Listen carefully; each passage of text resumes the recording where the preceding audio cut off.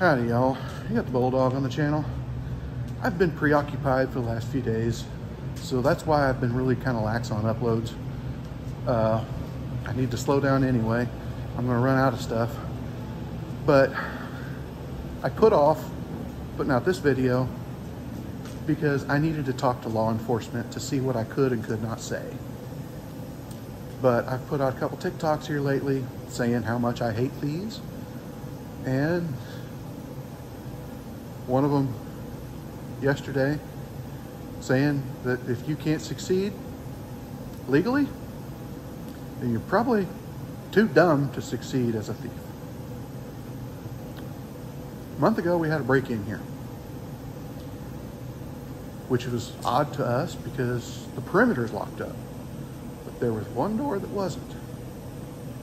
But it's inside the perimeter. You know, we didn't think much about it. It's all fenced in and everything. Well, somebody knew enough to know where the fence might be weak. They wrote it down, they got in the door, and they stole one machine. Of course, we're most likely figuring that because the owner lives here and was moving around upstairs, when he heard something woke him up, that they booked it. So it could have been a lot worse. But here's the thing. Cops can't do a whole lot. We did make a police report, do all the things that we needed to do, but there's a certain amount that you can't do, you know, without any leads at all to go on. We had no idea who did it.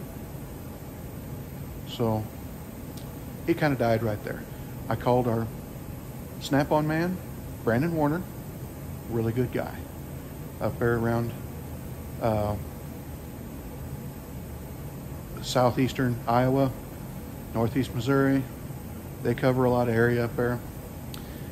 Because we were frazzled that morning. We were trying to dig in our records, and I thought, well, wait a minute, I'll just call him. He looked back in his records and sent us the original invoice from where we bought this machine. And we got the serial number and everything off of it. Purchase price, the whole bit. Got the police report filed, and life goes on. We fixed the fence of that day. And of course, everything gets locked up now, including my toolbox every night. Get all the tools, put them all away, and lock everything up. But fast forward to the day before yesterday, you know, we've got to find our smoke machine, EVAP smoke machine. We've got to find one and buy one because we got 2 or 3 jobs waiting.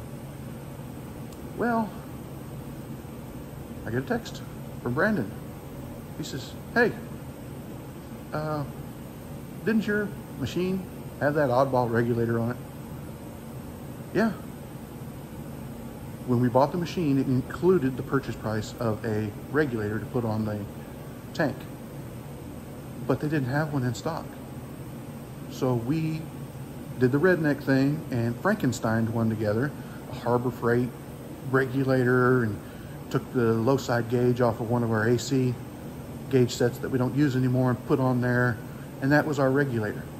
Oddball regulator. Instead of being shiny brass like it's supposed to have, it was gaudy chipped up black with a bright blue gauge unit on it from an AC gauge set. Okay. Well, clear up in Iowa, 150, 200 miles away, somebody showed up on Brandon's truck saying, hey, I've got an EVAP smoke machine for sale. How much would you give me for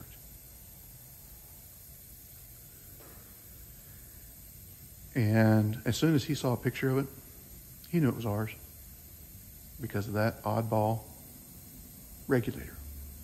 Let him on and contacted me, sent me pictures.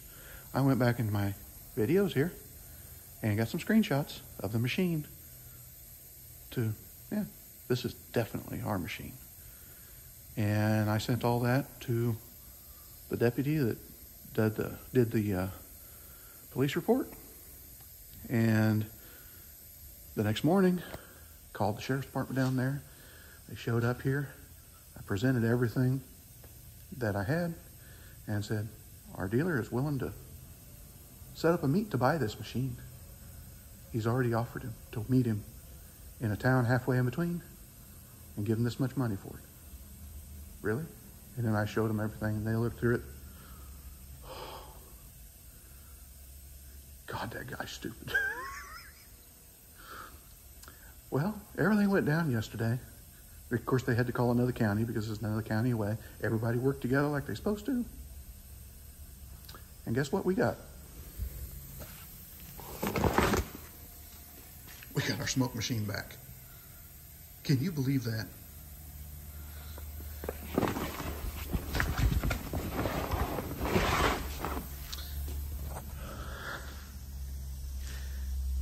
How dumb and how unlucky do you have to be to steal something and then try to sell it to a dealer 100 miles away, 200 miles away, and it just so happened to be the same person that sold it in the first place? So everything works out. And this is an instance where the public works with the cops work with each other, nobody gets ego, and things work out. So think about that. There's stuff all over the YouTube here about, bad cops and what they do. Try to get a relationship with the ones that are good, and they can do a lot of good. Trust me. They have for me in this case.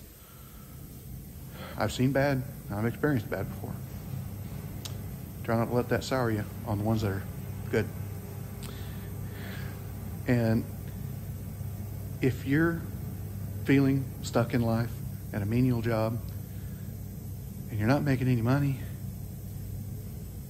but you're not smart enough to better yourself and climb a ladder, and you think, well, I can turn to a life of crime? Don't. Just don't. You're too stupid to be a criminal. If you're not smart enough to make it legitimately, then you're too dumb to make it illegally. This person made it as easy as possible. Like I say, he might have been unlucky too, but I don't know. It's going to be litigated now, and they got all kinds of evidence, so like, comment, subscribe, hit your little bell notification, share it all around. We'll talk to you later.